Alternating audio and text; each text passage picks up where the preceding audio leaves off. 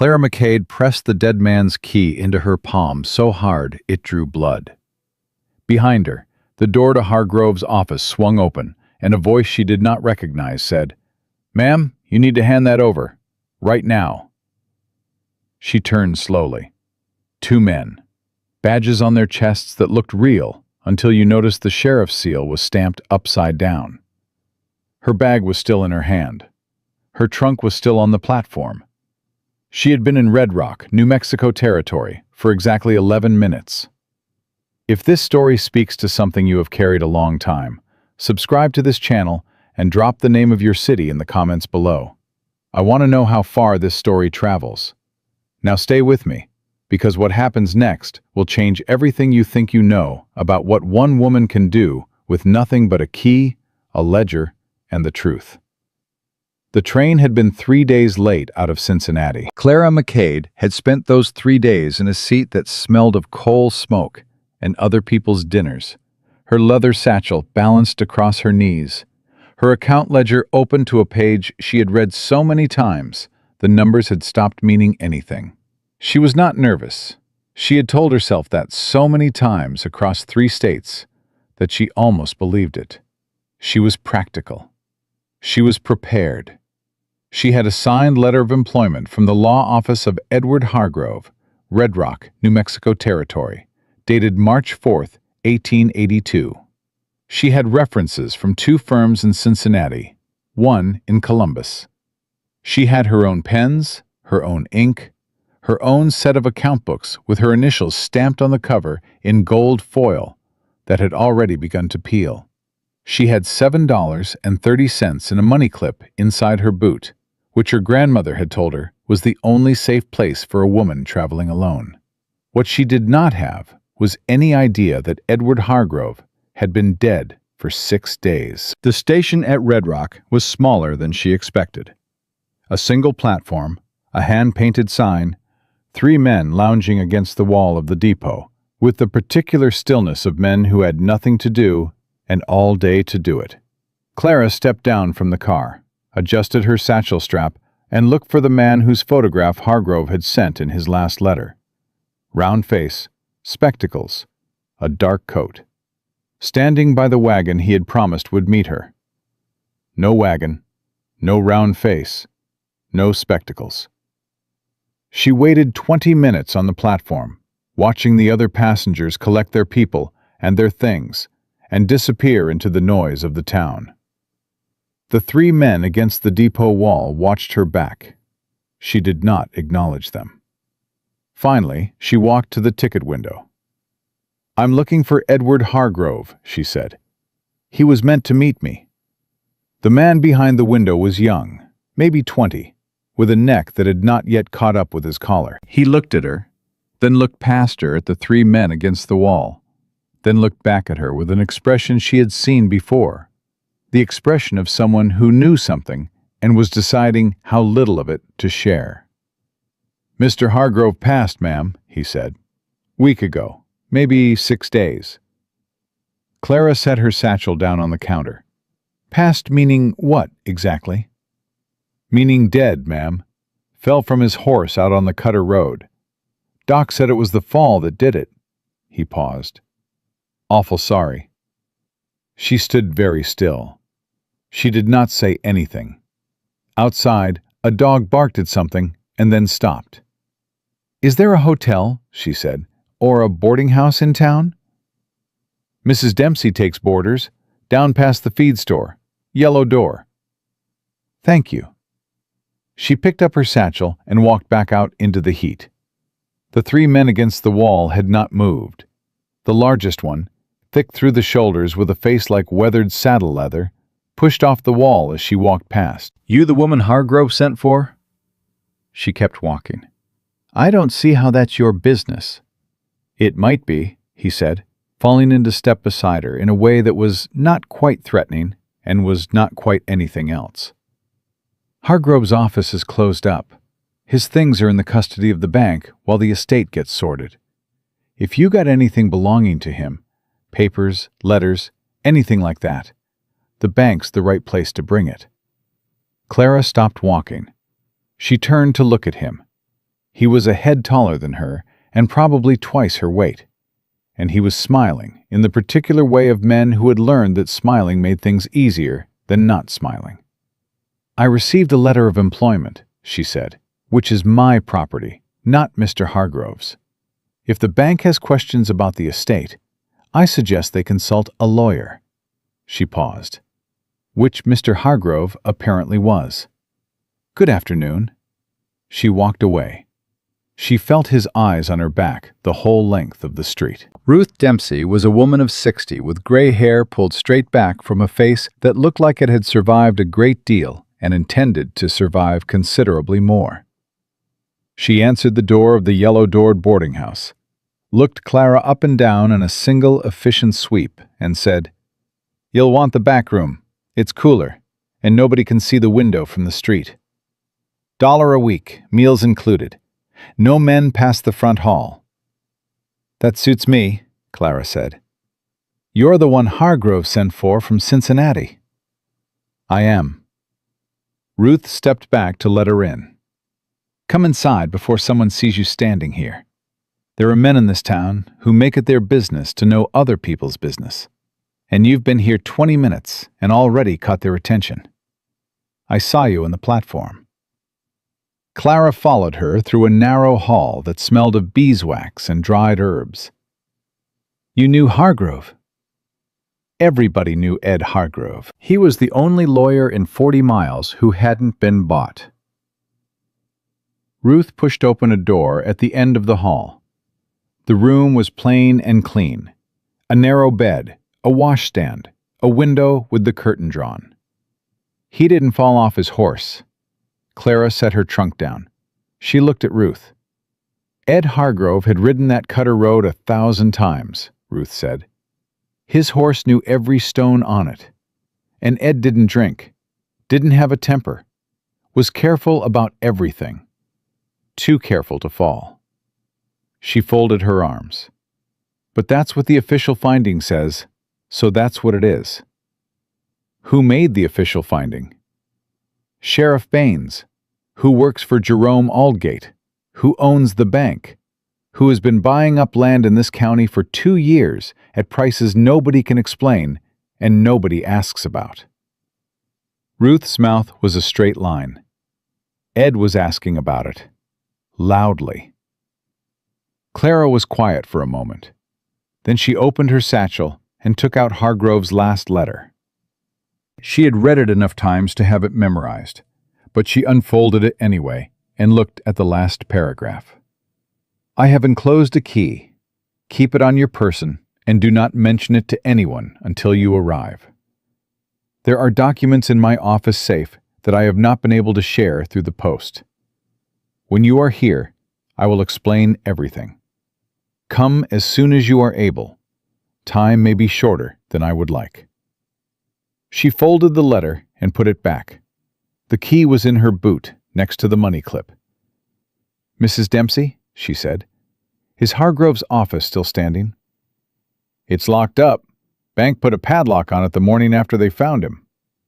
"A padlock?" "On the front door, which is their right, they say, since Ed had debts with the bank. Which is convenient." Ruth's eyes moved to Clara's face. "Why?" "Because I need to see his safe."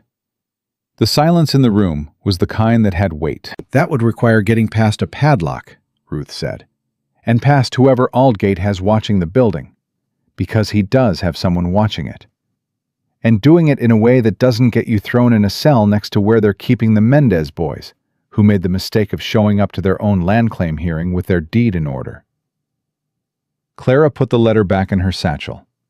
"I'll need to know the layout of the street, and I'll need to know when the watch changes." "You'll need more than that," Ruth said. "You'll need someone who knows this town well enough to move around in it without drawing attention." She looked at Clara for a long moment. "There's a man. He takes his meals here, pays his rent on time, doesn't talk much. He used to be a detective. He's been here 8 months trying to put together the same puzzle you're holding a piece of." "What's his name?" "Calloway. Wade Calloway." Ruth moved toward the door. He comes in for supper at 6. I'll introduce you. And Miss McCade, she paused in the doorway. Don't tell him about the key until you know whether you can trust him. In this town, that takes longer than one supper. Clara nodded. Understood. She spent the hour before supper, sitting on the edge of the bed, with Hargrove's file of letters spread across the blanket. He had written to her 7 times over 4 months. The first 5 were professional, detailed, discussing the terms of her employment, the scope of the work, what she would be paid. The 6th had a different quality, shorter, as if written quickly, mentioning that some of his current casework involved land transfer records, and that her experience with account reconciliation would be particularly valuable. The 7th was the one with the key. She laid them out in order and looked at the progression the way she looked at a set of books that had been altered. Not at what was there, but at the shape of what was missing. The spaces where information should have been and wasn't. The careful way this 6th letter avoided naming what he was investigating. The urgency in the 7th that he had tried to keep out of the wording and hadn't quite managed. Ed Hargrove had known he was in danger. He had sent for her anyway. Not because he needed someone to keep his accounts, because he needed someone who could read a set of fraudulent records and put a legal name to what was wrong with them. Because whatever was in that safe required a specific kind of expertise to be useful, and a specific kind of person to be trusted with it. She folded the letters back into their envelopes. She was putting them away when she heard boots on the floorboards in the hall. A specific weight and rhythm. Someone moving toward the stairs. Then a knock at the door at the end of the hall, the other room. A door opening and closing. She listened to the sounds of someone moving around in the room next to hers and thought about what Ruth had said. 8 months. The same puzzle. At 6 o'clock, she went downstairs. Wade Calloway was already at the table. He was leaner than she expected, with dark hair that needed cutting and eyes the color of creek water in drought season, gray-green and watchful. He had the look of a man who had learned to make himself invisible in rooms, the kind of stillness that came from practice rather than temperament. His jacket was draped over the back of his chair, and there was a folded piece of paper on the table beside his plate that he turned face down when she walked in. She noticed. He noticed that she noticed. Ruth set a bowl of stew on the table and said, "Miss Clara McCade, just arrived from Cincinnati. Mr. Wade Calloway, currently between occupations." "Ma'am?" He nodded at the chair across from him. "Mr. Calloway?" She sat. She unfolded her napkin with the same deliberateness she used when opening a new set of books, setting the terms before the first number was entered. They ate in silence for 3 minutes. The stew was better than it had any right to be. Outside, the sound of horses on the main street, and someone playing a fiddle badly somewhere down the block. "You worked for Hargrove," Calloway said. It was not a question. "I was hired to work for Hargrove," she said. "He died before I arrived." 6 days ago. That's what they tell me. He looked at her. She looked back. Neither of them looked away. "Fell off his horse," he said. "That's what the official finding says." Something shifted in his face. Not quite a smile. Not quite anything she had a name for. "How long were you on the train?" 3 days. "Must have been a hard ride, for that kind of news at the end of it." "I've had worse news," she said. "And I've had worse rides." He picked up his coffee cup. "What are you going to do?" "I have not decided."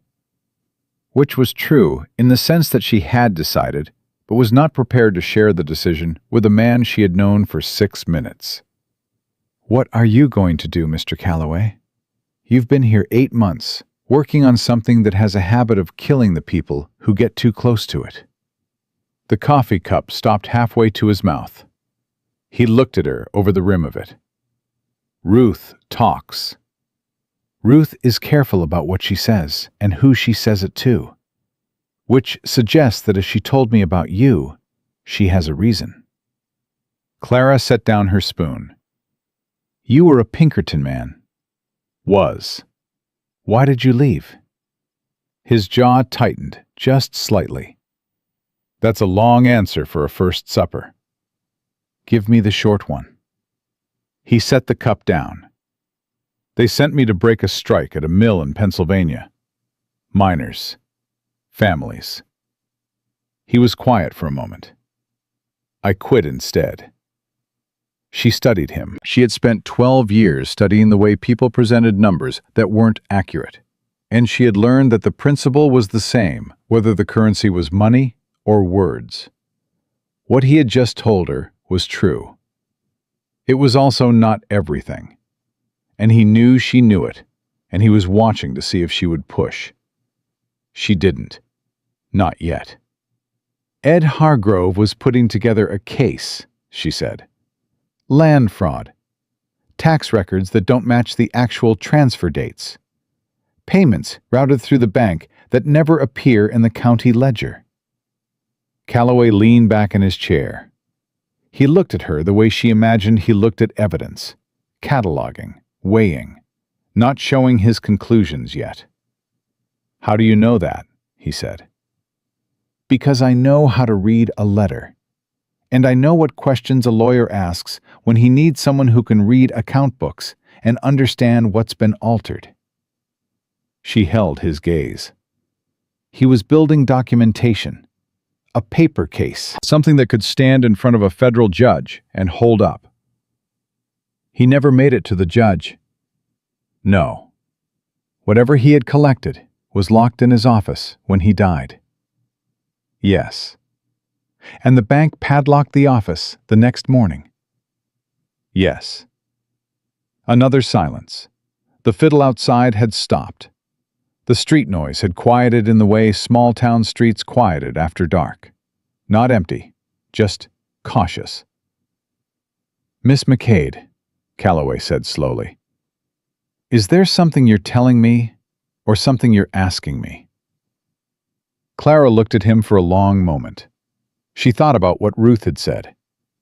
Don't tell him about the key until you know whether you can trust him. Both, she said. In that order. He leaned forward. His elbows came down on the table, and he looked at her directly for the first time since she had sat down, the watchfulness dropping just enough to show something underneath it. Not warmth exactly, but attention. Real attention. The kind that had a cost. I've been trying to piece this together for 8 months, he said. I know Aldgate is behind it. I know Baines works for him. I know there are at least 9 families who lost land they should not have lost. I have suspicions and patterns and nothing that would survive 1 hour in front of a judge. He paused. If Hargrove had documentation, real documentation, chain of title, payment records, anything with dates and signatures, that is the only thing in this county that could actually stop what Aldgate is doing. And if someone had access to that documentation, his eyes were very still. That would make them the most dangerous person in Red Rock right now. Yes, Clara said. I imagine it would. The lamp on the table between them threw uneven light across both their faces. Outside, a horse moved past at a slow walk. Somewhere in the building, Ruth was moving around in the kitchen, the sound of her work steady and unhurried. Calloway turned the folded piece of paper on the table over. He pushed it toward her without opening it. She looked at him. He nodded. She unfolded it. It was a hand-drawn map, rough but precise, the kind made by someone who had looked at something long enough to memorize its shape. The main street of Red Rock, every building marked and named in small, careful handwriting. And in the middle of the block, circled twice, Hargrove's office, with a notation beside it, Watch, south window, changes at 10. She looked up. I've been trying to figure out what was in that safe for 6 weeks, he said. I don't have the combination, and I don't have any way to get it. Clara refolded the map and set it on the table between them. She reached into the pocket of her jacket and set the key beside it. Calloway looked at the key. He looked at her. Something crossed his face that was not quite relief and not quite alarm, but was some particular mixture of both. Hargrove sent it to you? Before he died, yes. That key doesn't open the safe? No, she agreed. It opens a second drawer inside the safe. One that you wouldn't find unless you knew it was there. She tucked the key back into her pocket. Which means Ed Hargrove planned for exactly the situation we're in. He wanted someone to get into that office who had the key and knew what to look for. And he wanted that someone to be someone who could read what they found and understand why it mattered. Calloway was quiet for a long time. The lamp flickered. He reached out and turned it down slightly, a reflex, reducing the light coming through the window. If you walk into that office, he said, and Aldgate finds out you have that key, you become a problem he needs to solve. The same way Hargrove became a problem. I know. I don't think you've been in this town long enough to know what that means.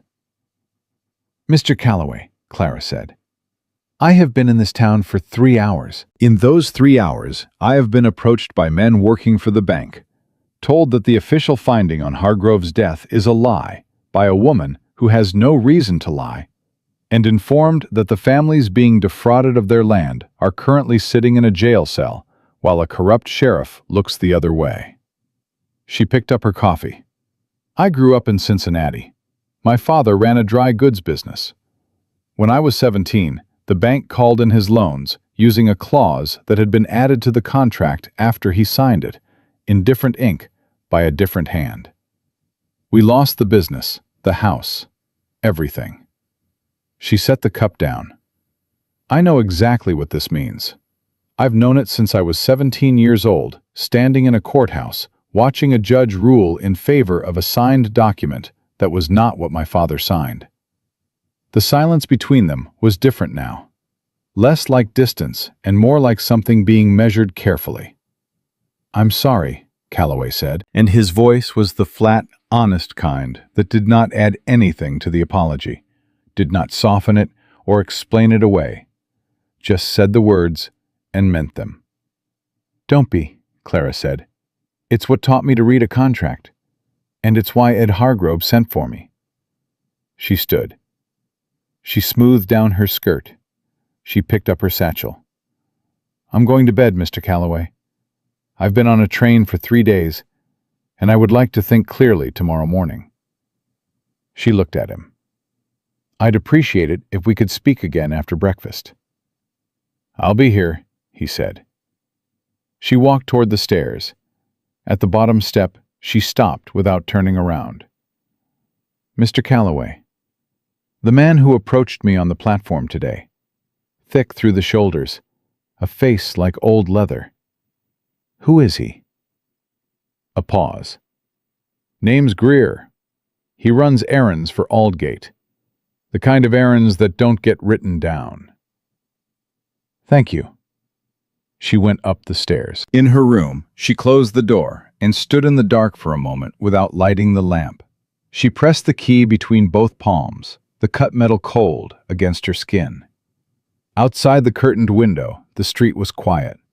Far down the block, a door opened and closed. She crossed to the window and moved the curtain 1 inch. The man named Greer was standing at the corner of the street below, his back to the wall, his eyes on the yellow door of the boarding house. Clara let the curtain fall back. She sat down on the bed and opened her satchel and took out her account ledger. She wrote the date at the top of a clean page, then the name she knew so far, then the things she knew about each name, then the things she did not know and needed to find out. She wrote in her small, precise hand, the same hand she used for audit work, nothing that someone finding the book could act on without already knowing the context. When she was done, she stared at the page for a long time. Ed Hargrove had known something big enough to die for. He had trusted her with the key to it.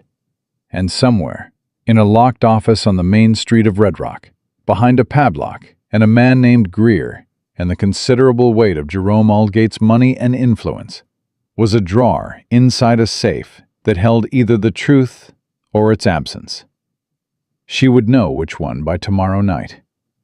She closed the ledger, lay down on the narrow bed with her boots still on, and listened to the town settle into silence around her. She did not sleep for a long time. Clara was at the kitchen table with her ledger open and her coffee untouched when Calloway came down the next morning. He stopped in the doorway when he saw her, then moved to the chair across from hers without being invited, and sat down the way a man sits when he has been thinking all night and has run out of places to put the thoughts. "You were up early," he said. "I didn't sleep much." "Neither did I." He reached across the table and turned her ledger so he could read it without asking, which told her something about him. She let him look. He studied the page for a long moment, his eyes moving across her notations with the focused stillness of someone who understood what he was reading. "You've already mapped the sequence." "The land transfers follow a pattern," she said. "Aldgate files a tax delinquency claim. The claim gets recorded at the county clerk's office, which means it goes through one of two people, either Dale Sims or his deputy, both of whom would know immediately if the claim was fraudulent. 3 weeks later, the land goes to auction. The bank buys it. 6 months after that, the bank sells it to the Atchison Railroad Land Office at a price that doesn't appear in any public record I can find." She turned the ledger back around. "That's the structure. What I don't have is the mechanism. How the tax records are being altered without the state auditor catching it." Calloway wrapped both hands around his coffee cup. "Because the state auditor's quarterly report goes through Aldgate's bank before it goes to Santa Fe." She looked at him. "The county treasurer has his operating account there," Calloway said.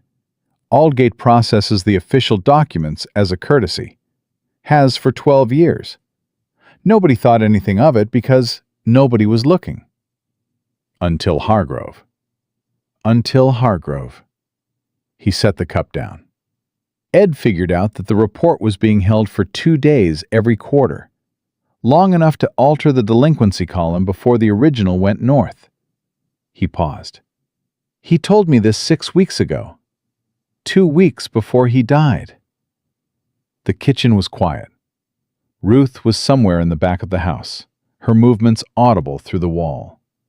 Outside, the town was beginning its morning.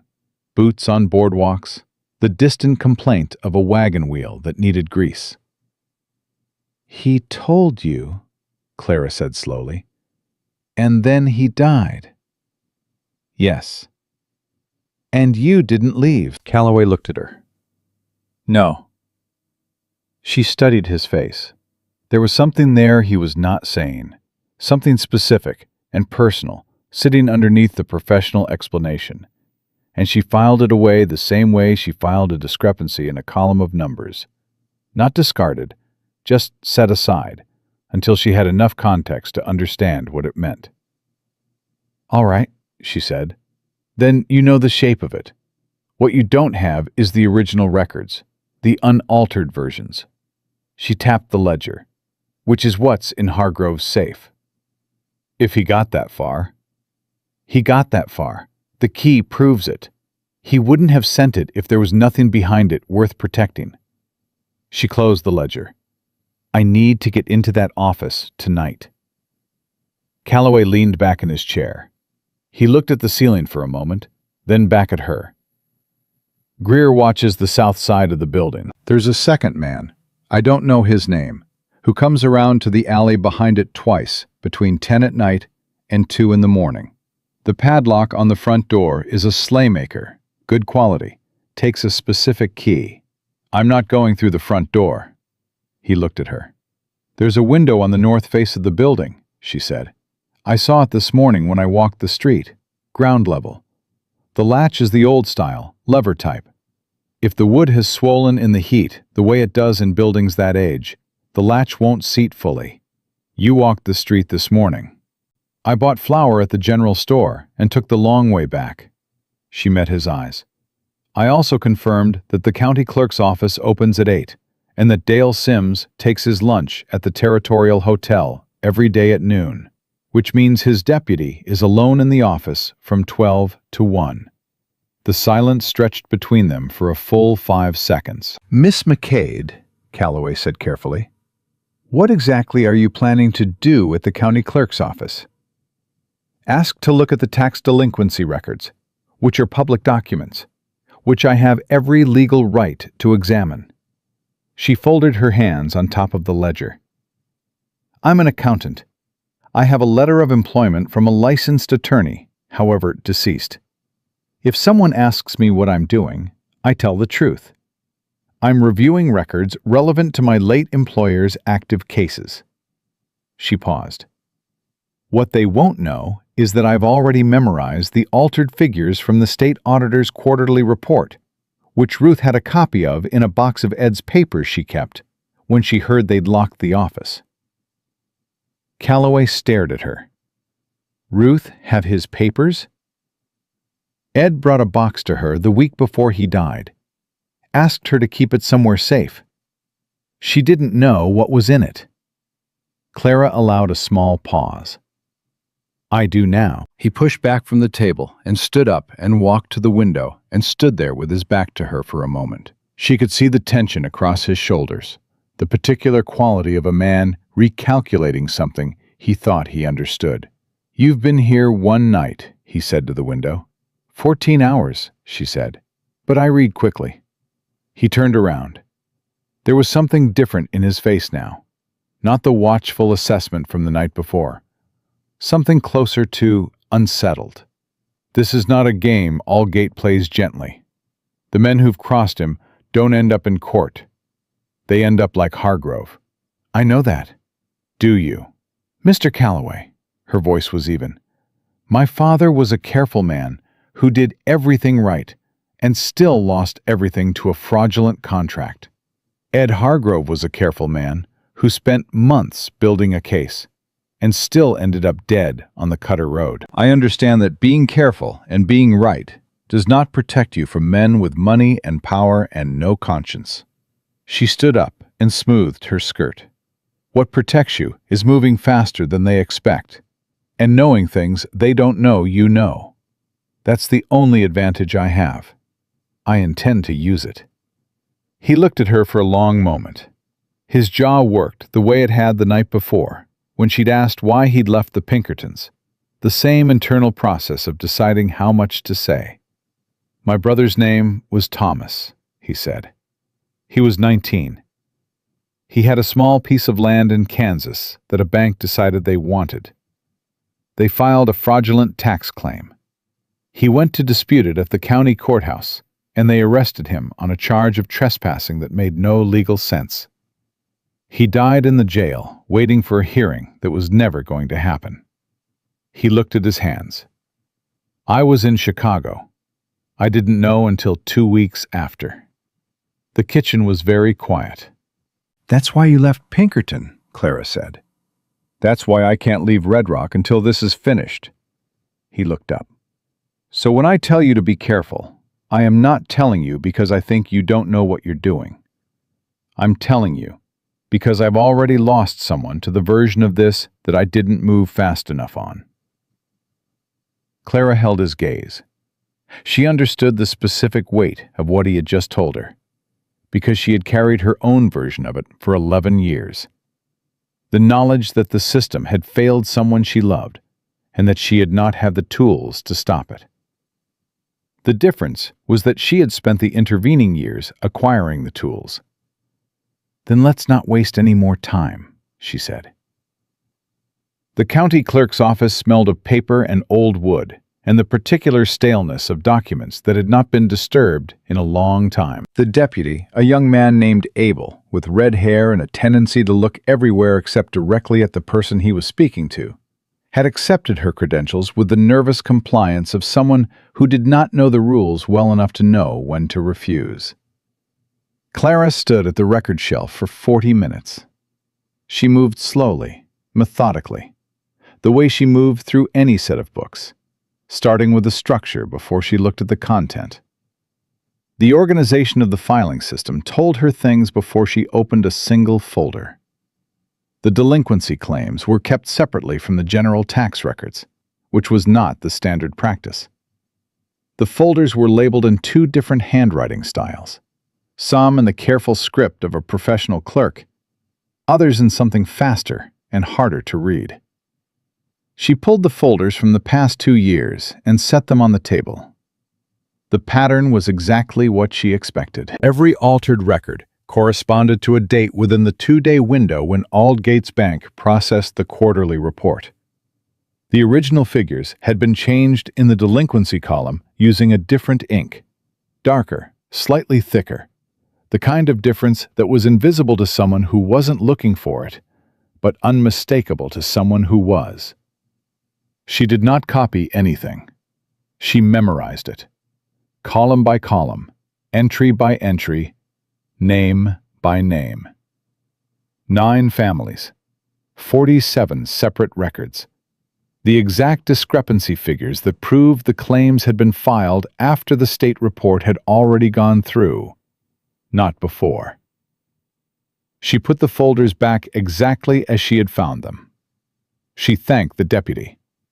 She walked out into the noon sun. Calloway was across the street, leaning against the wall of the hardware store in the attitude of a man with nothing to do. He saw her come out. He did not move toward her, just adjusted his hat by the brim in a small, acknowledging motion, and looked away. She went back to the boarding house. She sat down at the table in her room and opened her ledger to a clean page and began to write. She wrote for 2 hours, the figures coming out of her memory in precise sequence, the kind of recall that her first employer in Cincinnati had called unsettling, and her second employer had called invaluable. When she was done, she had a complete reconstruction of 9 fraudulent tax filings with the exact discrepancies noted, the dates they had been altered, and the corresponding dates on Aldgate's bank processing records as listed in the state auditor's report. It was not enough. It was the shape of the fraud, not the proof of it. The proof was in Hargrove's safe, the original, unaltered documents that predated the changes, the kind of primary source material that could not be argued away in front of a federal judge. She needed the safe. At 5 o'clock, Calloway knocked on her door. She opened it, and he stepped inside and looked at the ledger on the table without touching it. "Deputy Briggs came to see me this afternoon," he said. "He knows you were at the clerk's office this morning. I wasn't hiding that I was there. Aldgate knows, too." She closed the ledger. "How long do we have before he does something about it? Briggs thinks he'll move to have you removed from town before the week is out. Vagrancy charge, disorderly conduct, something technical that gives Baines an excuse to escort you to the county line." Calloway's voice was steady, but his eyes were not. "Briggs told me because he doesn't like it. He doesn't know how to stop it, but he doesn't like it. Can Briggs be useful? Maybe. He's scared. But he's not corrupt. There's a difference." "There is," Clara agreed. "A scared man who knows the difference between right and wrong is more useful than a brave man who doesn't." She went to the window and adjusted the curtain a fraction. Greer was in his usual position at the corner. "We go tonight. Tonight. If Aldgate moves at the end of the week, we need what's in that safe before then. And we need time to get it out of the county to someone who can act on it." She turned from the window. "Is there a federal marshal's office within reach?" "Messia, 2 days by horse." "Who do you trust there?" He thought about it. The thinking took long enough that she knew he was being careful about the answer. Not performing consideration, but actually having it. "There's a man named Garrett. We worked together before I left Pinkerton. He's straight. Write him a letter tonight. Everything we have so far. If something goes wrong at the office, the letter gets out regardless." Calloway looked at her. "You're thinking about contingencies." "I'm always thinking about contingencies." She moved to the washstand and poured water into the basin. "Come back at 9. Wear dark clothes, and don't bring anything you're not willing to leave behind." He went to the door. He stopped with his hand on the frame and looked back at her, and there was something in his face that was not quite the watchfulness from before, and not quite anything she had a clear name for yet. "Miss McCade, for what it's worth." He stopped, started again. Ed Hargrove was a good man and a careful one, and he trusted his judgment about people. He sent for you specifically, not just for someone who could read a ledger. I think he knew what he was doing. Clara looked at him steadily. "So do I," she said. "Good night, Mr. Calloway." He left. She heard his boots in the hall, the sound of his door opening and closing. She stood at the washstand and looked at her own reflection in the small mirror above it. The face that looked back at her composed and dry-eyed and giving nothing away, which was the face she had learned to wear a long time ago in a Cincinnati courthouse while a judge read a verdict that destroyed her family. She had walked out of that courthouse and gone directly to the office of the only accountant in the city who would hire a 17-year-old girl with no references and learned everything he would teach her. She had spent 12 years getting here, to this room, to this town, to this particular lock on this particular safe. She picked up her pen and went back to the ledger. At 9 o'clock, when she went downstairs, Ruth was waiting in the hall. The older woman pressed something into her hand without speaking. Clara looked down. A small folded pocket knife. Old, but clean. "Ed's," Ruth said. "He left it in the box by accident, I think. Or maybe not." She met Clara's eyes. "You bring it back when you're done." "I will," Clara said. Ruth nodded once and went back to the kitchen. Calloway was on the porch in the dark, his jacket dark, his hat pulled low. He fell into step beside her without a word. The street was quiet in the way of 10 o'clock in a small town, not empty, but settled. The last of the evening drinkers still inside the saloon at the far end. A lamp burning in the hotel lobby. A dog sleeping in the dust at the mouth of an alley. They moved along the back side of the buildings, away from the main street. Clara kept her steps even and quiet, her satchel strap across her shoulder, the key pressed in her right hand. Hargrove's office was dark. The padlock on the front door gleamed dully under the distant lamplight. They went around to the north side. The window latch gave on the second try, the old lever lifting just enough for Calloway to work the frame up without sound. He went through first, then reached back and took her satchel while she followed. Inside, the office smelled of old paper and something else underneath it. The faint sweetness of pipe tobacco that had soaked into the wood of the desk over years of use. And below that, something chemical and sharp that had not been there before. Calloway touched her arm. She stopped. He leaned close to her ear. "Someone's been in here recently," he said, barely above a breath. "That smell. Lamp oil. Not from a lamp." Clara understood what that meant. She moved to the desk, found the safe in the corner behind it, exactly where Hargrove's letter had described. She knelt down. The combination she had worked out from a sequence embedded in Hargrove's second letter, the kind of encoding a careful man used when he didn't know who might read his correspondence. 3 turns right to 41, 2 left to 17, 1 right to 9. The safe opened. Inside, she found the document tray, the outer compartment holding what appeared to be routine papers. She felt along the back of the tray until her fingers found the secondary panel and the small keyhole set flush with the metal. She put the key in. It turned. The drawer slid out. She lifted the oil lamp Calloway had brought, and held it low over the contents. 2 inches of documents, original tax records with county clerk seals, a ledger in Hargrove's handwriting with the discrepancies annotated in the margins, copies of bank drafts, and on top of everything, a single sealed envelope addressed in Hargrove's hand to the office of the United States Marshal, District of New Mexico. He had been ready to send it. He had died before he could. Clara took everything out and transferred it into her satchel.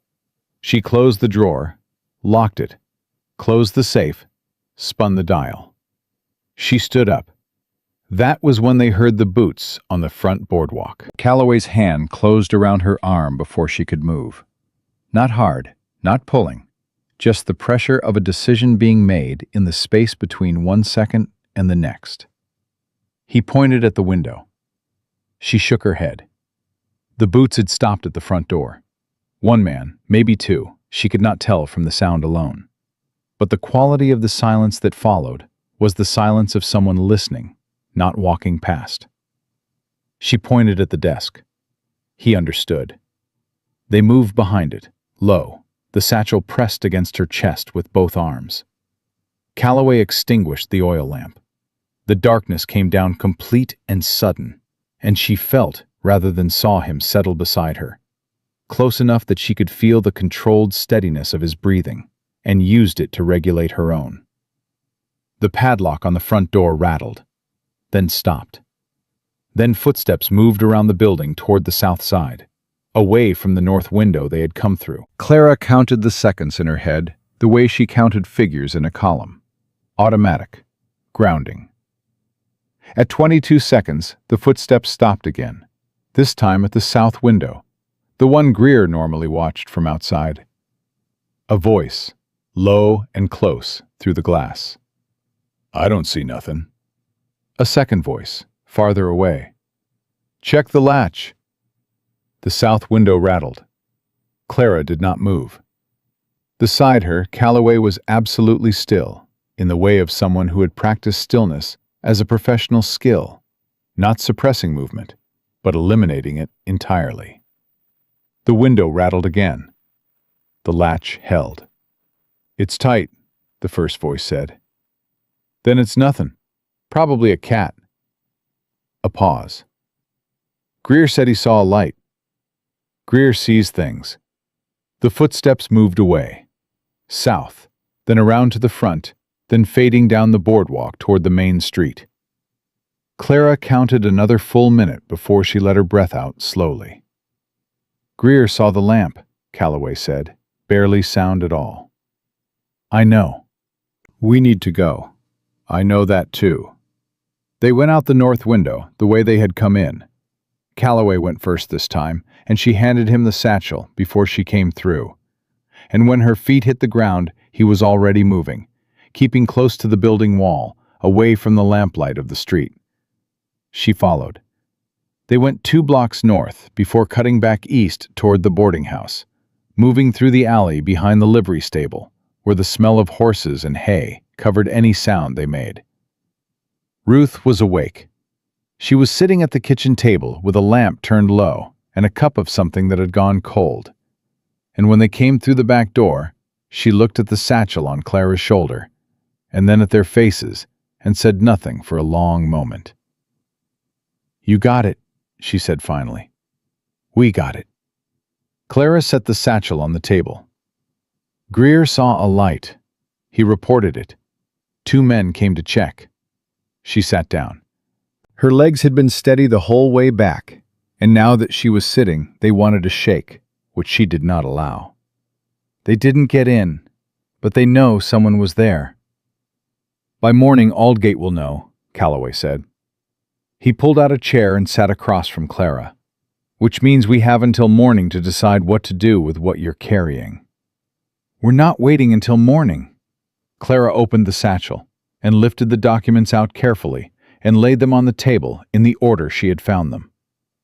Hargrove's ledger on top, the original tax records beneath it, the bank drafts beneath those, the sealed envelope at the bottom. She looked at the envelope.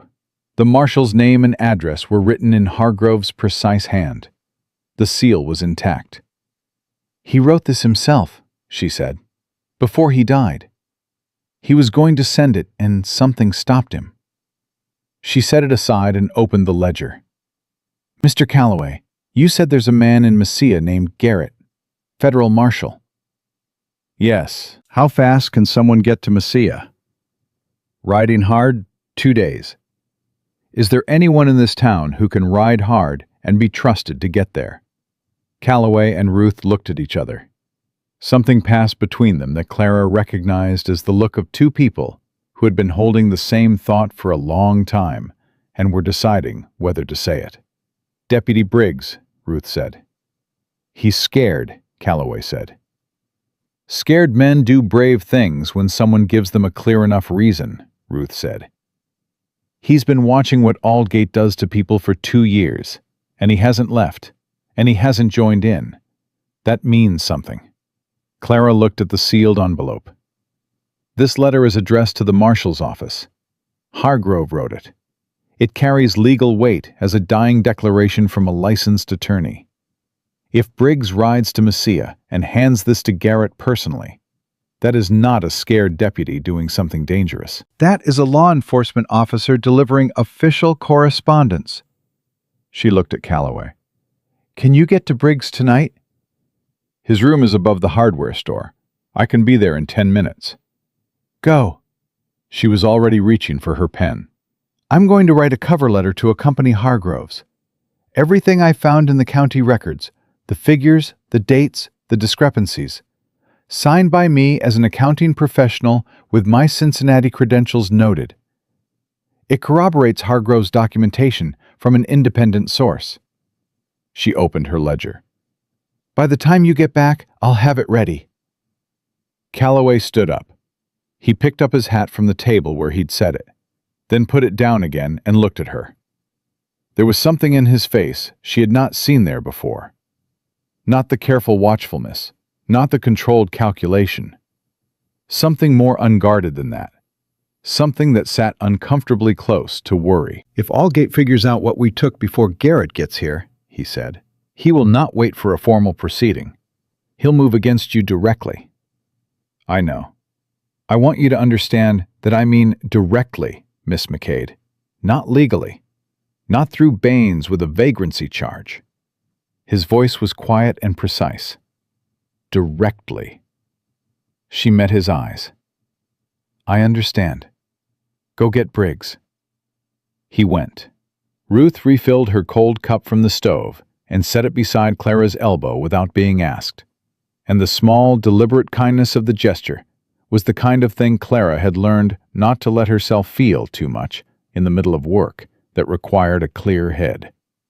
She pressed it down and started writing. The letter took 40 minutes. She wrote it the way she wrote audit reports. Structured, specific, each claim supported by the exact figure that proved it. Each figure tied to the date and document it came from. She wrote without stopping to reconsider, because reconsidering was for situations where she had time, and she did not have time. When she finished, she blotted it and read it through once. It was the most damaging single document she had ever produced in 12 years of account work. And she had produced several that had ended careers, and one that had ended a business partnership in a way that required the involvement of the Cincinnati police. This was different. This was the kind of document that ended a system. She signed it, noted her credentials, and sealed it with the wax Ruth produced from a kitchen drawer without being asked. Calloway came back at midnight. Briggs was with him. Cole Briggs was younger than she had expected, maybe 25, with a particular look of someone who had spent 2 years slowly understanding that the job he had taken was not the job he had thought he was taking. He was not in uniform. He had dressed quickly, shirt not fully tucked, hat in his hands, turning it by the brim in a continuous, nervous motion that he seemed unaware of. He looked at the documents on the table. He looked at Clara. Then he looked at Calloway with the expression of a man who wanted to be told this was simpler than it appeared. "It's not simpler than it appears," Calloway said, which told Clara he had worked with anxious people before and understood that the kindest thing was not to minimize. Briggs sat down. He picked up the tax records and looked at them, then at Hargrove's ledger, then at the sealed envelope with the marshal's address. He set them down in a careful stack. He was quiet for a moment. "If I ride to Messia," he said, "Baines will know I'm gone by morning." "Yes," Clara said. "He'll tell Aldgate." "Yes." "And Aldgate will know why." He looked at the documents again. "How long before Garrett can get here with enough men to do something?" "4 days minimum," Calloway said, "if he moves immediately." "A lot can happen in 4 days." "Yes," Clara said again. She kept her voice level. She was not going to make the decision sound easier than it was, because it was not easy, and Briggs deserved to have that acknowledged. "Deputy Briggs, I am not going to tell you this is without risk. It is significant risk. What I will tell you is that those 9 families whose land was taken, the Mendez brothers, sitting in your jail right now on a charge that does not hold water legally, Ed Hargrove, dead on the Cutter Road. All of that ends if Garrett gets here with federal authority behind him. And none of it ends any other way. Aldgate controls the local court, the sheriff, the newspaper. The only thing he does not control is a federal marshal from outside the county." Briggs turned the hat in his hands. He looked at Ruth. Something in his face when he looked at her was the look of a person checking a compass bearing, making sure the direction he thought was north was actually north. Ruth said, "Your daddy was a straight man, Cole. He would have ridden." Briggs put his hat on his head. He reached across the table and picked up the sealed envelope and Hargrove's original letter and Clara's cover document. He held them against his chest.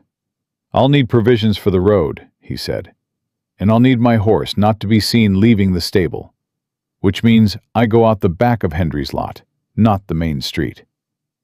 "I'll walk with you," Calloway said. "Ruth, can you put together—" "Already doing it," Ruth said from the larder. Briggs looked at Clara. "If something happens before Garrett gets here," he said, "something to you or to Calloway, what do I tell him?" "Tell him the documentation is complete and signed," she said. "Tell him the evidence is sufficient for federal prosecution of Jerome Aldgate, Sheriff Baines, and the county clerk, Dale Sims, as a minimum. Tell him Ed Hargrove built this case, and it cost him his life, and the least a federal court can do is make sure it meant something." Briggs nodded. He put the documents inside his jacket. His hands were not entirely steady, but they were close enough. 20 minutes later, he was gone. Clara sat at the kitchen table after Calloway came back and listened to the silence of the house settle around her. Outside, Red Rock was quiet in the deep way of 2 in the morning.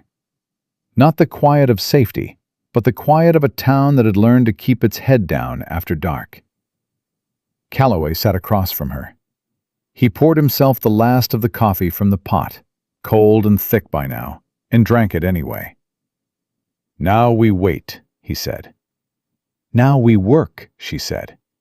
"Aldgate will know by morning that someone was in that office. He'll know by tomorrow afternoon that Briggs is gone. He'll start counting what we might have and whether it's enough to hurt him." She pulled the remaining copies of her notes toward her. "We need to use that time." "To do what?" "The 9 families who lost land. Where are they now?" Calloway looked at her. "Some left the territory. Some are renting from the people Aldgate sold to. Some are still here, trying to hold on to what's left. I need to talk to them." He set the cup down. "Clara." It was the first time he had used her given name. She noticed, and the noticing produced a small internal shift that she catalogued and set aside for later examination.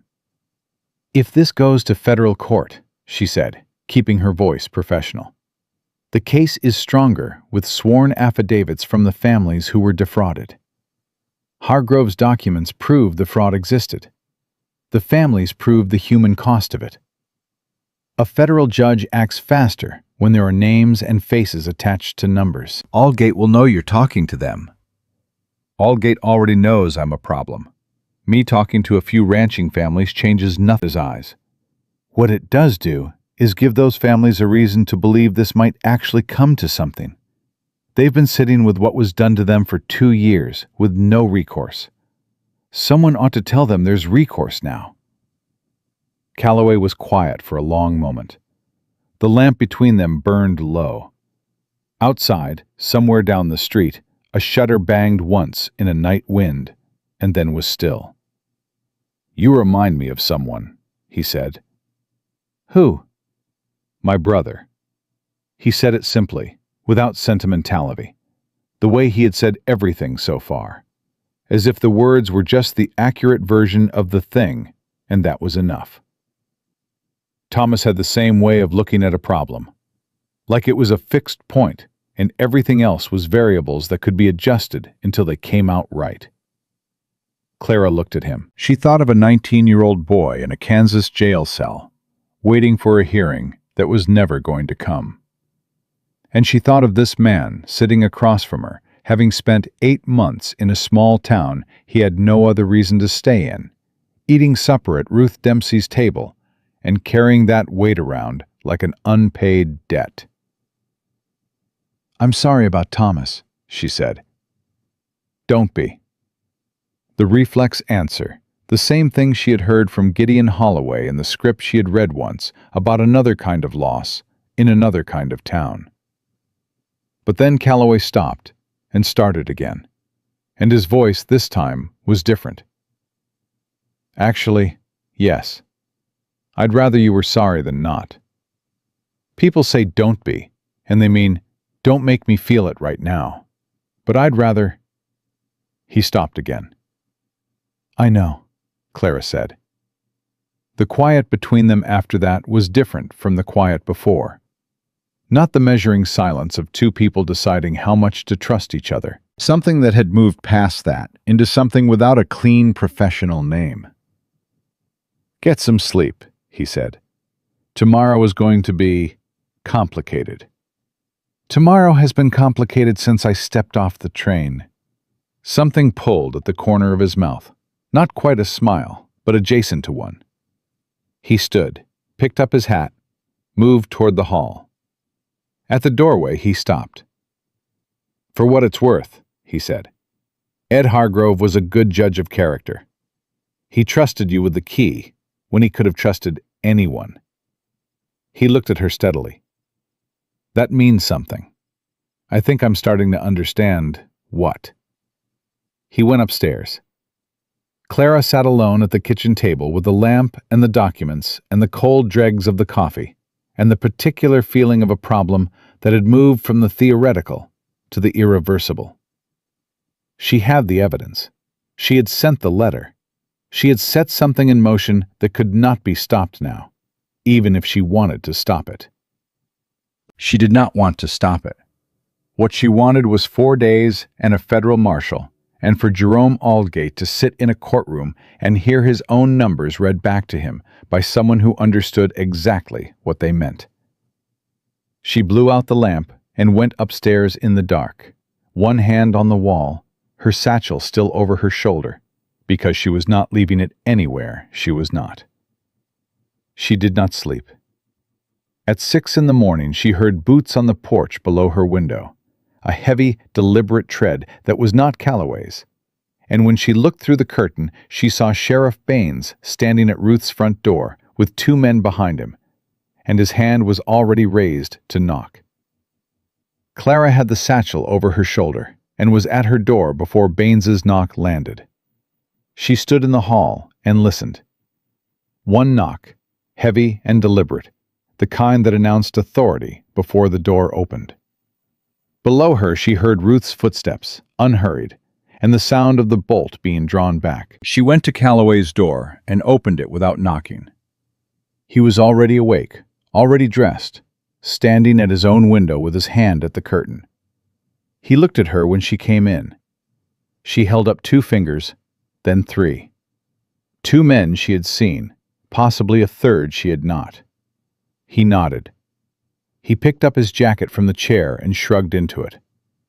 Downstairs, Ruth's voice carried up through the floorboards, perfectly even, the tone of a woman who had opened her door to unwelcome visitors before and had no intention of communicating that they were unwelcome. "Sheriff, this is early." "Mornin', Mrs. Dempsey. I need to speak to your boarders." "My boarders are sleeping, like sensible people at 6 in the morning." "I think they're awake."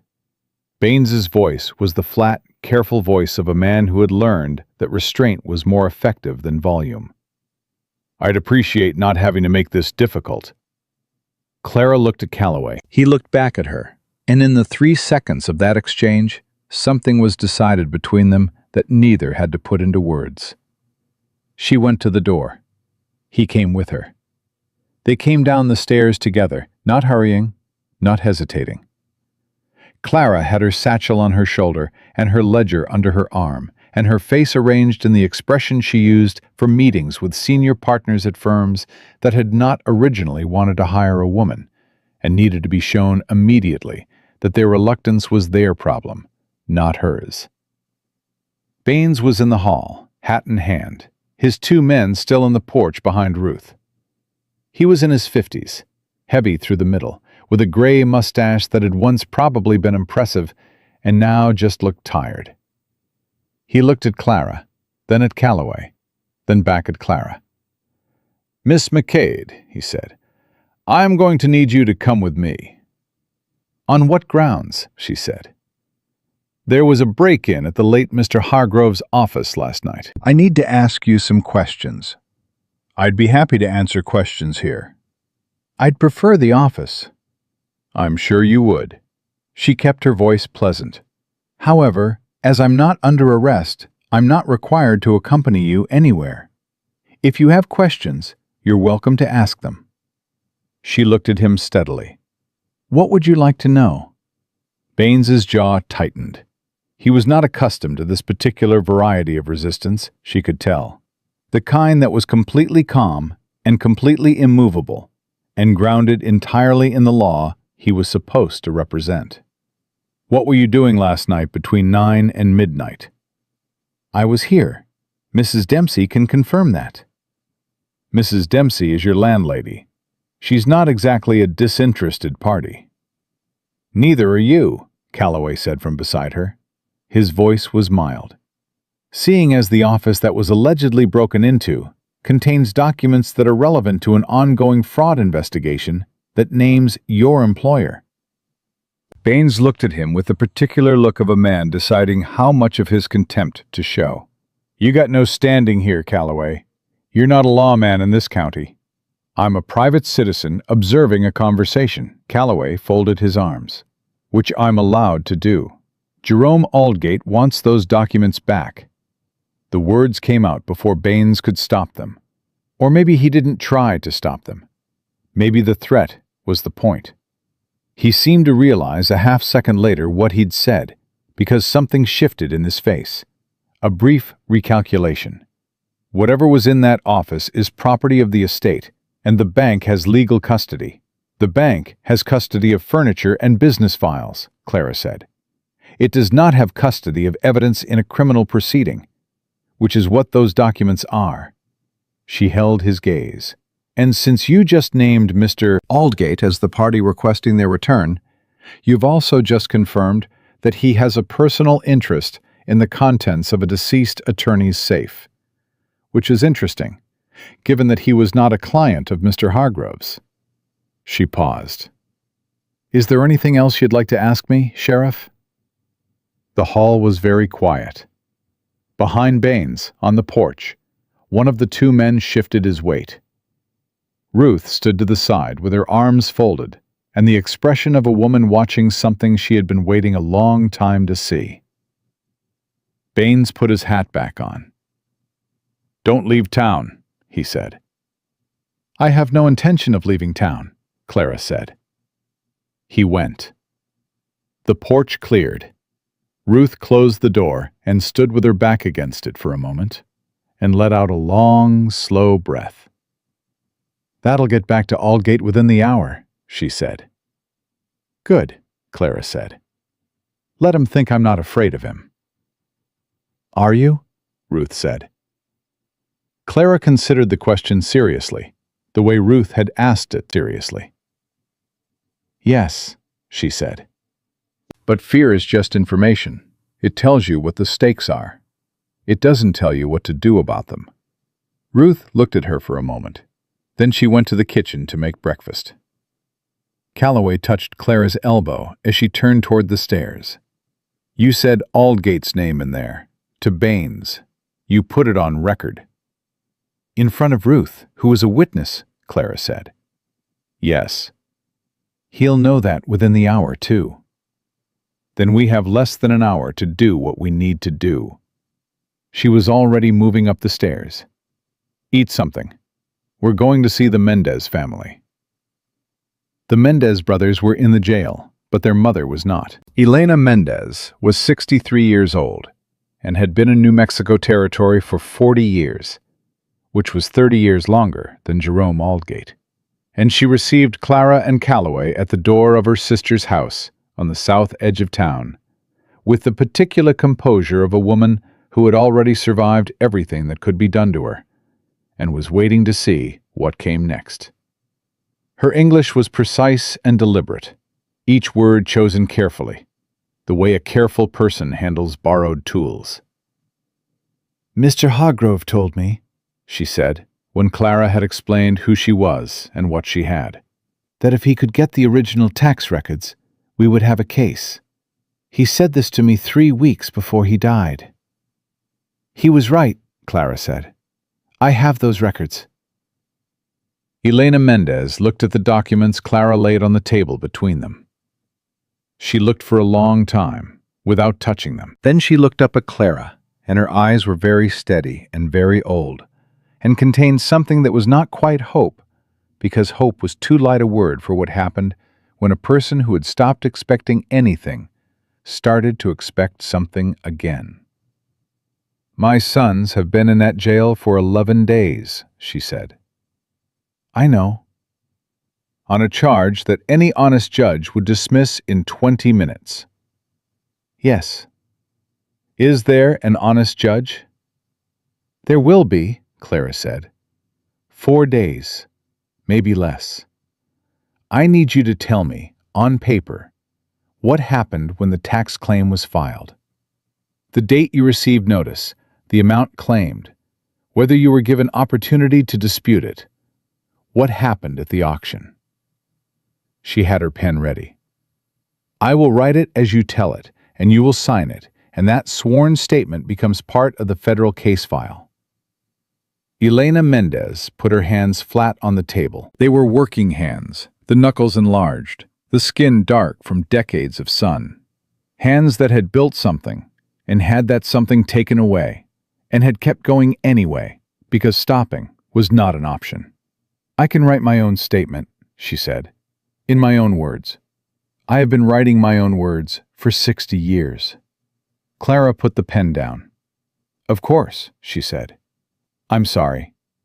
Elena Mendez nodded once, accepting the apology without making anything of it, and reached for the pen herself. They spent 2 hours at Elena Mendez's table.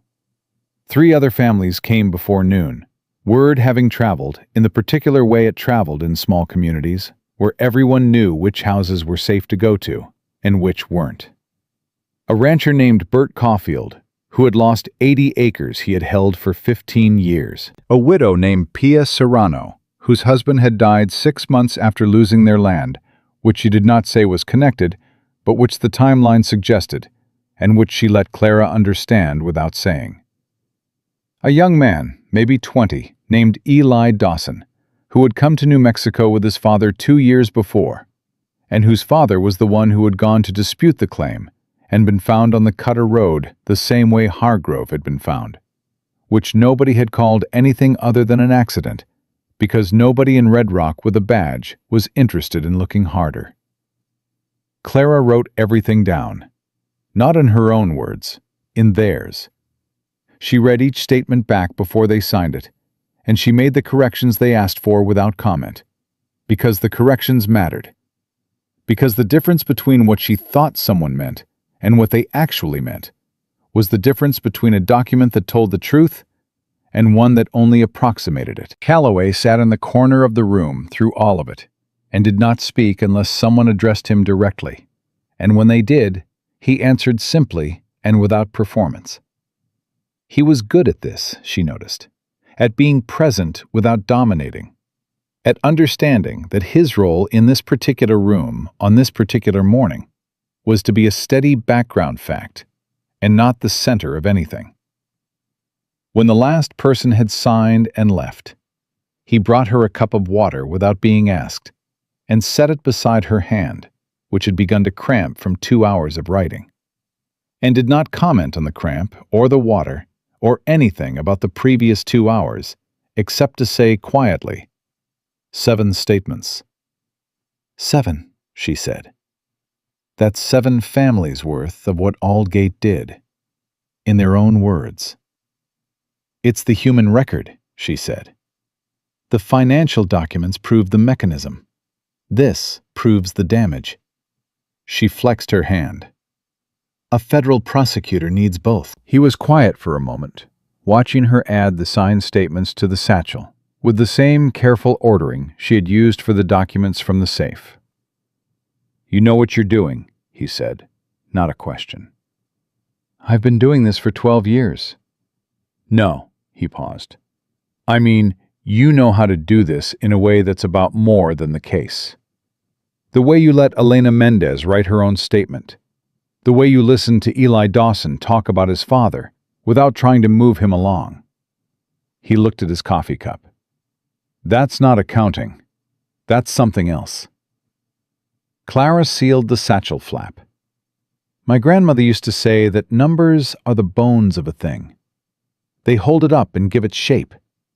But the meat on the bones is the people. She picked up the satchel and stood. You need both, or you don't have anything that lives. He looked at her with that expression she had catalogued and set aside twice now. The one without a clean, professional name. This time she looked back at it directly for a moment before she turned away, because it seemed dishonest to keep pretending she hadn't noticed it. They went back to the boarding house. It was past 1 o'clock. The main street had the slightly suspended quality of a town that knew something was happening, but didn't know yet which way it was going to break. Greer was on the corner again. He watched them walk past with a particular quality of attention that meant he had instructions about them specifically. Clara did not look at him. Calloway did briefly, the flat professional look of a man cataloging a fact, and then looked away. Inside, Ruth met them at the door. Her face was arranged carefully, which meant she had something to tell them that she had been holding until they were inside. Aldgate came himself, she said, an hour ago. He knocked. I told him my boarders were out. He left. She paused. He was very polite. He asked me to tell you, Miss McCade, that he would like to meet with you this afternoon, at his bank. He said he believes there may be a misunderstanding that could be cleared up to everyone's satisfaction. Clara set the satchel on the table. She and Calloway looked at each other. He wants to see what you have, Calloway said, or what you know, or both. He wants to make an offer, Clara said. He's done the calculation, and he's decided that paying me to go away is cheaper than fighting me. She thought about it for 3 seconds. I'm going to go. Clara, with you, she said. We're both going, and we're not bringing the documents. She looked at Ruth. Will you keep the satchel? Ruth took it from the table without hesitation. Where? Somewhere he can't find it if he sends Baines here while we're gone. Somewhere you can get to it quickly if you need to. Ruth nodded and took the satchel and went toward the back of the house. Clara trusted her to know where. Some things you did not need to supervise. Jerome Aldgate's bank was the largest building on the main street. Red brick, 2 stories, with the name lettered in gold above the door. His office was on the second floor, and it was the office of a man who had spent 20 years making sure every visible surface communicated that he was the most substantial person in the room. He was maybe 60, silver-haired, with the particular sleekness of a man who had never done physical labor and had arranged his life to ensure he never would have to. He stood when they entered. He gestured at 2 chairs with the practiced warmth of someone who had learned that warmth was a tool. "Miss McCade, Mr. Calloway." He settled back into his own chair. "Thank you for coming. I'll be direct. I believe we may have gotten off on a poor footing, and I'd like to correct that if we can." "All right," Clara said.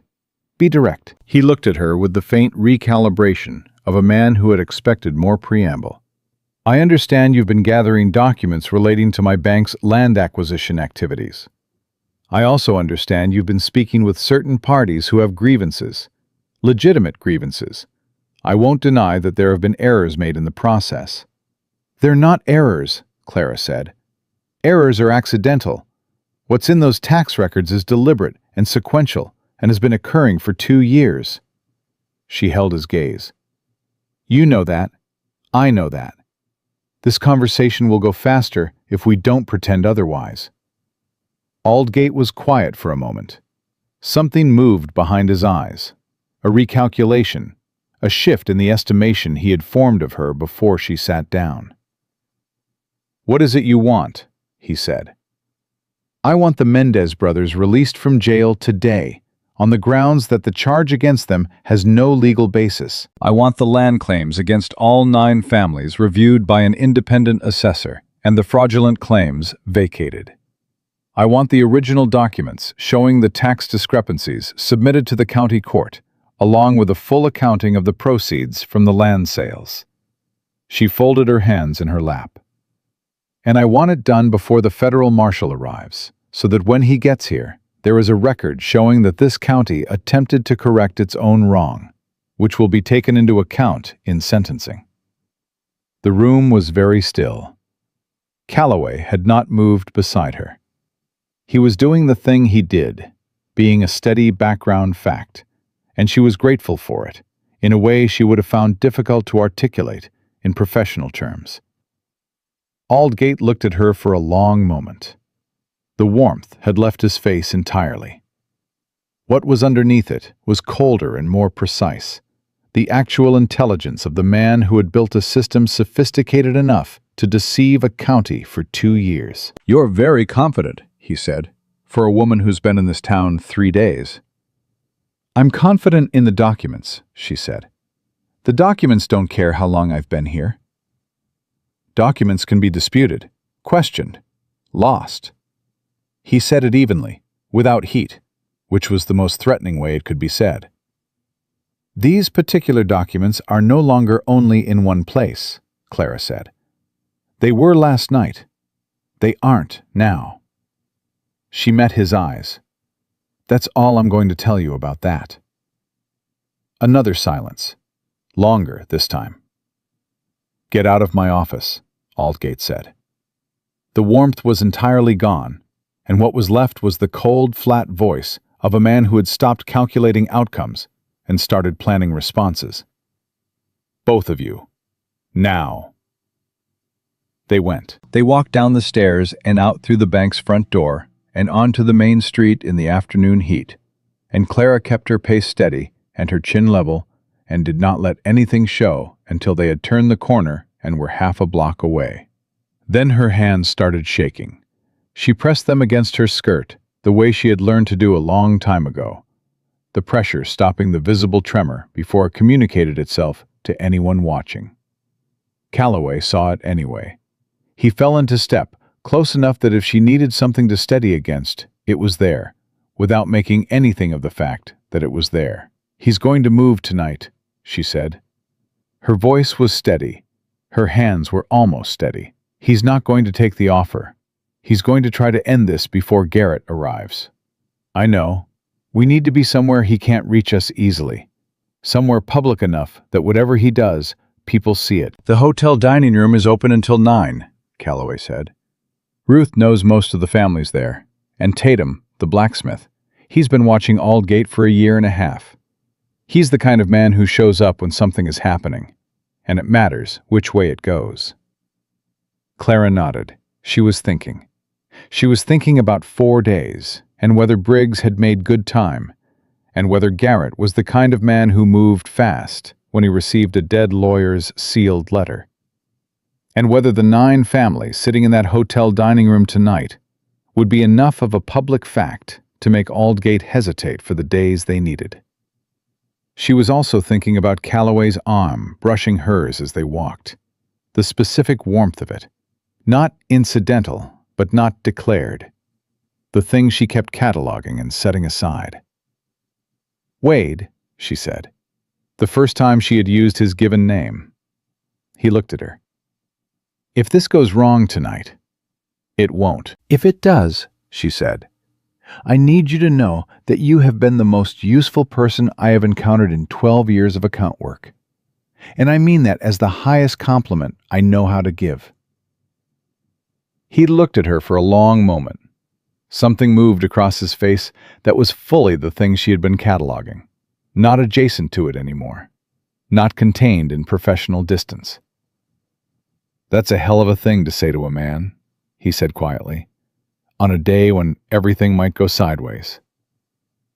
I know, she said. I said it anyway.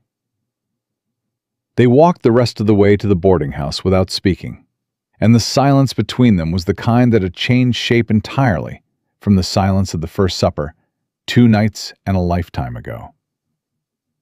Ruth had supper on the table by 6. She had not been asked to make enough for 12 people, but she had made enough for 12 people, which told Clara that Ruth had been running her own calculations all afternoon and had arrived at the same conclusion without being told.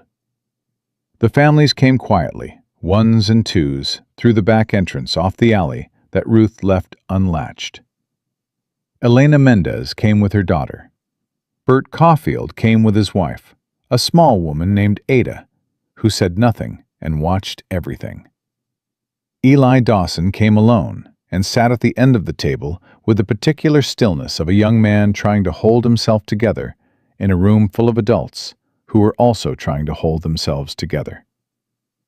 Pia Serrano came and sat beside Elena Mendez, and the 2 women held each other's hands on top of the table without comment. The blacksmith Tatum came last, filling the doorway briefly before he folded himself into a chair near the wall, his big hands around a coffee cup, his eyes moving across the room in a slow professional sweep. Calloway stood near the back.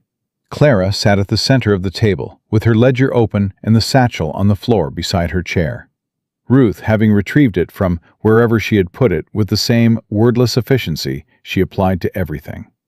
I'm going to tell you where things stand, Clara said. All of it. No softer version. She told them. She told them about the documents from the safe, about the 7 sworn statements now part of the federal case file, about Briggs writing to Messia with Hargrove's sealed letter and her own cover document. She told them about the meeting with Aldgate that afternoon, what she had asked for, what he had said when she refused to be bought. She told them that a federal marshal was 4 days out at minimum, and that Aldgate knew something was coming, and that the next 4 days were the dangerous ones. Nobody interrupted. Nobody asked her to slow down or repeat anything. They listened the way people listened when they had been waiting a long time for someone to say the true version of the thing they already knew. When she finished, Bert Caulfield set his coffee cup down and said, "What do you need from us?" "I need you here," she said. "Visible. In this house, in this room. If Aldgate moves against me or Mr. Calloway tonight, I need witnesses, not fighters. Witnesses. People who can stand in front of a federal judge and say what they saw." "And if he decides witnesses aren't a problem," Tatum said from his corner, his voice the slow, deliberate voice of a man who had thought about this question before asking it. "Then we have a different situation," Calloway said from the back. Which is why I'm going to be outside rather than in, watching the street. He looked at Clara. She looked at him. The conversation they had on the walk home from the bank was still in the air between them. Not resolved, just present. The way something was present when it had been said honestly, and then set aside because there were more pressing facts to manage. "You're not going outside alone," Tatum said. "I'm not asking for company." "You're not being asked." Tatum set his cup down and stood up. His head nearly reached the ceiling. "I know 3 other men on this street who have been watching what Aldgate does for long enough that they'll stand a porch watch for one night without needing a speech about it. Give me 20 minutes. Calloway looked at him. Something passed between them that was the look of one man accurately assessing another and finding the assessment satisfactory. 20 minutes, he said. Tatum went out the back. The room settled into the particular quality of a group of people who had committed to something and were now waiting for the thing they had committed to arrive. Clara opened her ledger. She had one more thing to do before the night took over whatever shape it was going to take. She wrote a second letter to Marshal Garrett, shorter than the first, documenting the afternoon meeting with Aldgate, his implicit threat about documents being lost, and the current situation at the boarding house. She noted the date and the time, and signed it. She folded it and addressed it, and gave it to Ruth without explanation. Ruth took it and went to the back room, and came back a minute later without it, which meant she had a method for getting correspondence out of the house that Clara did not need to know the details of, and was glad Ruth had thought of on her own. By 8 o'clock, Tatum was back. He said nothing about who he had spoken to or what arrangements had been made. He simply resumed his chair and his coffee cup and his slow, watchful survey of the room. And sometime around 8:30, Clara became aware through the quality of the sounds outside that there were men on the street in positions that had not been occupied an hour ago. The creak of a chair on a porch across the way. The particular silence of someone standing still in a doorway. The town was watching. At 9:15, Baines came. He came with 4 men, not 2, and he came to the front door this time, not the porch. His knock was louder than the one at 6 in the morning, the knock of a man who had been given different instructions since the last visit. Ruth answered it. Clara was already standing. "I need Miss McCade to come with me," Baines said.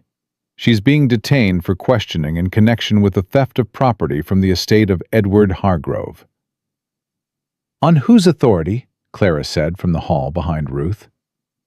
"The authority of this county's sheriff's office, which operates at the direction of Jerome Aldgate," Calloway said. He had come in from the back when she hadn't been watching, and he was standing at the far end of the hall with his jacket on and his hat in his hand, and the particular stillness that meant he had been in this kind of room before and knew what the options were. "That's a slanderous allegation," Baines said. "It's what you told me yourself this morning," Clara said, "in front of Mrs. Dempsey, who is a witness. You said, and I'm quoting you accurately, that Jerome Aldgate wants those documents back." She took 2 steps forward toward the door. "That is not the language of a law enforcement officer acting in the public interest. That is the language of an employee acting on instruction." She stopped. "I will not be going with you, Sheriff."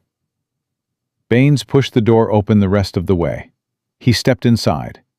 Behind him, his 4 men filled the porch and the 2 steps leading up to it. Behind Clara, the sound of chairs moving back from the table as the families stood.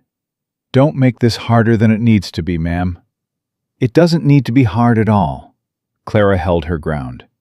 She was aware of her heart rate, and aware that awareness was useful information, and aware that she had been in rooms where someone with power was trying to use it against her before, and that the only tool she had ever had in those rooms was clarity. "If you take me out of this house tonight, there are 11 witnesses in this building who will swear to what they saw. There are men on this street right now who will see me leave. And there is a letter already written and already sent that will reach a federal marshal within 2 days, documenting this moment along with every other moment of the past 3 days. She met Baines's eyes. Jerome Aldgate has made a calculation that removing me removes the problem. He is wrong. The problem is in the documents, and the documents are no longer in one place, and taking me out of this house will not change that. It will only add to the federal case against him. She paused. Go back and tell him that. The hall was very quiet. Baines stood in the doorway, with 4 men behind him and 11 people behind her, and the full weight of Jerome Aldgate's instruction on one side, and the full weight of everything Clara had built over 3 days on the other. And she watched him feel that weight and understand what it meant. He looked past her at the room full of faces. Elena Mendez, her hands folded, her eyes steady. Bert Caulfield, standing with his wife's hand in his. Eli Dawson, no longer looking like a young man trying to hold himself together, looking instead like a young man who had decided. Tatum, not having moved from his chair, not needing to move, his presence in the room its own kind of argument. Baines put his hat back on. Don't leave town, he said, for the second time that day. I've told you already, Clara said. I have no intention of leaving. He went. The porch cleared.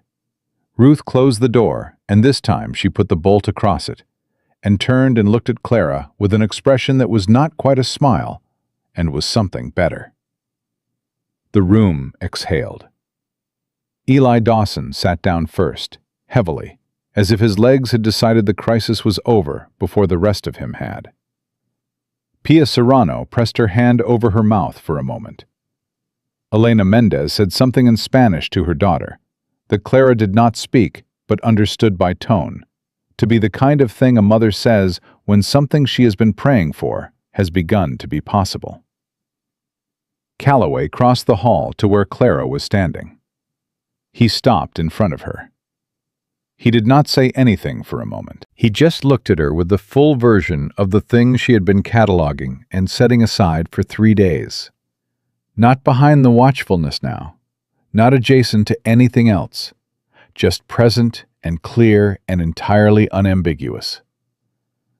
You know, he said quietly, when Ruth told me she had a boarder coming who used to work for Hargrove, I thought it was going to be a clerk.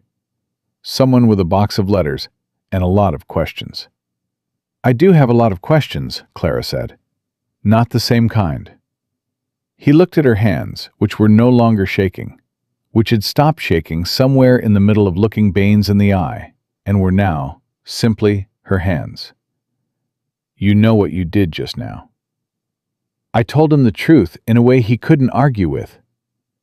You held a line, he said, in front of every person in this room, in front of Baines and whoever standing at the corner reporting back to Aldgate. He was very close now, the distance between them having reduced itself at some point in the last 30 seconds, without either of them managing it deliberately. I have not seen anyone hold a line like that since... He stopped. Since Thomas, he said. Thomas would have done it exactly like that. Quiet and absolute, and so grounded in the truth of the thing that there was no room for anything else. Clara looked at him. The lamp behind them threw their shadows long across the floor. The noise of the room continued around them, the families talking, Ruth moving toward the kitchen, Tatum accepting a second cup of coffee from Ada Caulfield, the sounds of people who were still afraid but had remembered that they were not alone. Wade, she said. Yes. When this is over, when Garrett gets here and the case is in federal hands and those families have their land back. She held his eyes. I don't know what I do after that. I don't have a plan past getting Aldgate in front of a judge. I had a job, and the man who hired me is dead, and I've been moving so fast I haven't stopped to think about what comes next. I know, he said. I'm telling you because... She stopped, started again. Because you asked me once, the first night at supper, what I was going to do. And I said I hadn't decided. And now I'm telling you that the part I haven't decided is the part that comes after. Not the case, not the work. The after. He was quiet for a moment. His hand came up slowly, deliberate and unhurried, and he turned the brim of his hat over in his fingers, the way he did when he was working through something he wanted to say accurately. "I've been in this town 8 months," he said, "telling myself I'd leave when the case was finished. Go back east, maybe.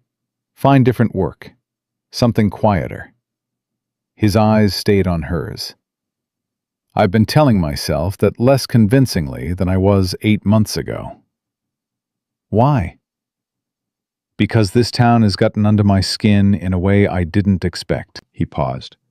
"And because some of what's gotten under my skin arrived 3 days ago on a train from Cincinnati with a key in her boot and a ledger under her arm, and no patience whatsoever for being told the situation was complicated." Clara held his gaze for a long moment. She thought about her grandmother, who had said once that a person could spend a whole life being practical and sensible and correct, and that was a worthy life. But that a person who could also be brave about the things that were not practical and not sensible and not easily made correct, that was a different kind of life entirely. "I've been practical for 12 years, she said. "I noticed. I think I'd like to try something different." The corner of his mouth moved, and this time it was entirely a smile, unhurried and real, and reaching all the way to his eyes. The first full one she had seen from him in 3 days of watching his face carefully. "That," he said, "sounds like a reasonable next step." Garrett arrived on the afternoon of the 3rd day. He came with 4 deputy marshals and a federal writ that he had, according to what he told Calloway afterward, written himself on the road using a flat rock as a desk and a lantern held by one of his deputies, because he had read Hargrove's letter and Clara's cover document and had not slept for 36 hours and had not wanted to. Jerome Aldgate was arrested at his bank at 4 in the afternoon. Sheriff Baines was arrested at the jail, which had a certain symmetry to it that Tatum noted aloud at supper that night, to the general agreement of everyone at the table.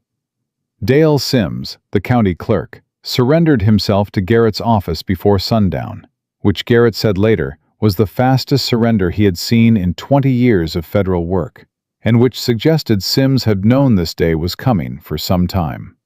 The Mendez brothers walked out of the jail an hour after Aldgate went in. Miguel Mendez, the older one, came directly to the boarding house and stood at the door with his hat in his hands and looked at Clara for a long moment and said, "My mother says you are the one." He seemed to feel this was sufficient, and Clara supposed it was. The land claims took longer. Federal proceedings always did.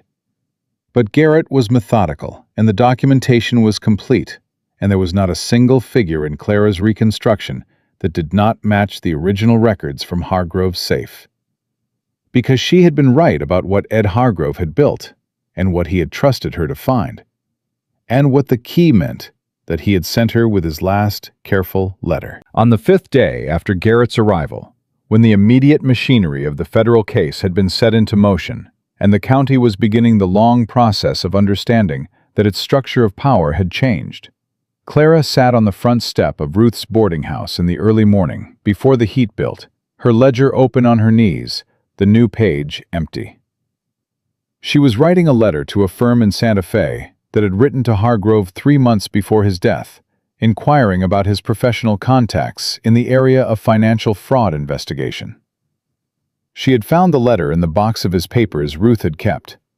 She was telling them that Mr. Hargrove was no longer available, but that she was, and that she had recent and substantial experience in the particular kind of work they were inquiring about, and that she could provide references from Cincinnati, and also from a federal marshal in Mesilla, if that would be useful. She was on the 2nd paragraph when she heard the door open behind her, and felt the particular weight of Calloway settling onto the step beside her, close enough that his shoulder was against hers, which she had stopped cataloging as something to set aside, and had simply accepted as information about the current situation. He held out a cup of coffee. She took it without stopping writing. "What are you writing?" he said. "A letter." "To who?" "A law firm in Santa Fe. They need someone who does financial fraud work." She finished the sentence she was on. "It would mean staying in the territory." He was quiet for a moment. "Would it?" "Possibly, if they're interested." She dipped her pen. "There's also the question of what happens to Hargrove's practice. Garrett says the estate is likely to be resolved in a way that leaves the office and its files available. Someone with appropriate credentials could petition to take over active cases." She glanced at him. There are 9 families who need legal and financial representation to reclaim their land through the federal process. That work could take a year or more. "Could it?" Calloway said.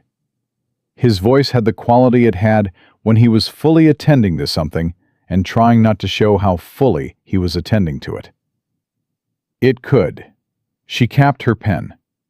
"I'm not saying I've decided. I'm saying it's a reasonable option." "It is," he said. "It's a very reasonable option."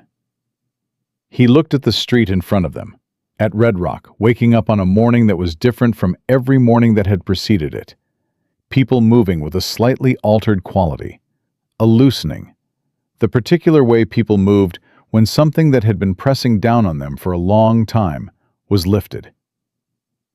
"I've been thinking," he said, "about what I said, about going back east when the case was finished. And I think I was wrong about what 'finished' means." He turned to look at her. "Aldgate's in custody. The federal case is in Garrett's hands. By any reasonable measure, the case I came here to work is done." He paused. "But there are 9 families that need the rest of the work done. And there's a town that needs people in it who know how the machinery of fraud works and how to dismantle it when it shows up again, because it always shows up again somewhere." His voice was steady and direct, in the way it always was when he had thought something through to its honest conclusion. "I think staying is the right thing to do." "Because of the work," Clara said. "Because of the work," he agreed. And then, without looking away from her, "And because of other reasons." She looked at him.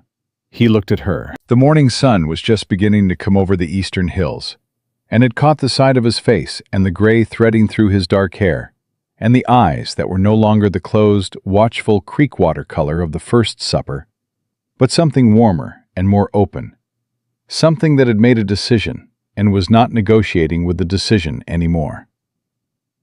"Wade," she said. "Yes?" "I'm not an easy person to work alongside." "I noticed that in the first 10 minutes. I have opinions about everything, and I'm usually right, and I don't soften things when I should." "Also noticed."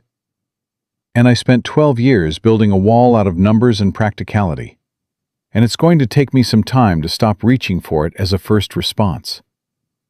"Clara." His voice was very quiet. "I spent 8 months in a town where nobody told the truth about anything. I've been waiting 3 days for someone to say something honest about the thing that is sitting between us on this step. And I appreciate that you're doing it now. But I want you to know that none of those things you just listed are problems. They are the exact facts about you that made me decide within approximately 48 hours of meeting you that I did not want to be in any town you were not in." The step was very quiet. The street was waking up around them, horses and boots, and the distant clang of Tatum's forge already starting for the day. The sounds of a place continuing on. "That's a very direct thing to say," Clara said. "You said you wanted direct." "I did." "Then?" He reached out and took the hand that was not holding the coffee cup, and held it the way he had put his arm near hers on the walk from the bank. Deliberate and unhurried and present, not asking for anything back yet, but making himself entirely clear. "Is that all right?" She looked at their hands. His were the hands of a man who had done hard work and difficult work, and the kind of work that left marks that didn't show on the surface. Hers had ink on the second finger of the right hand, which was a permanent condition she had long since stopped apologizing for. "Yes," she said, "that's all right."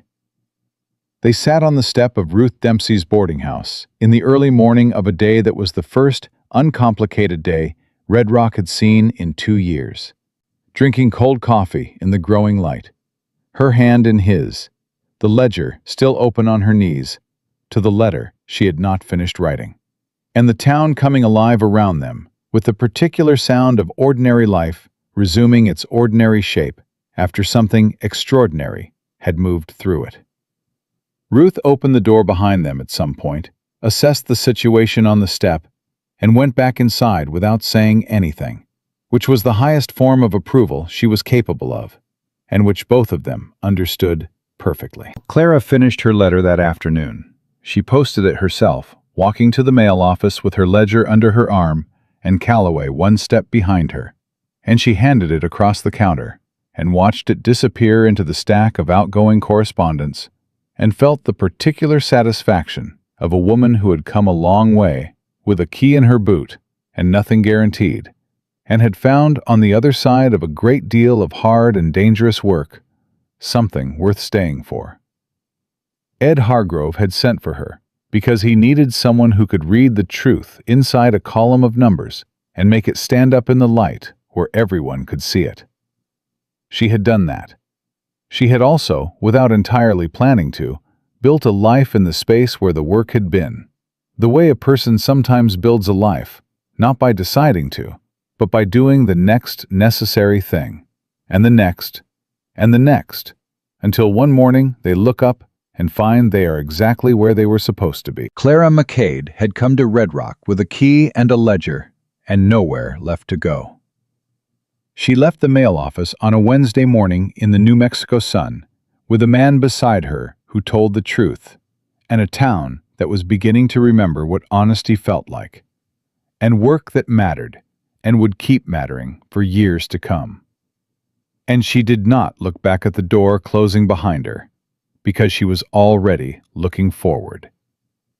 That was enough. That was more than enough. That was everything.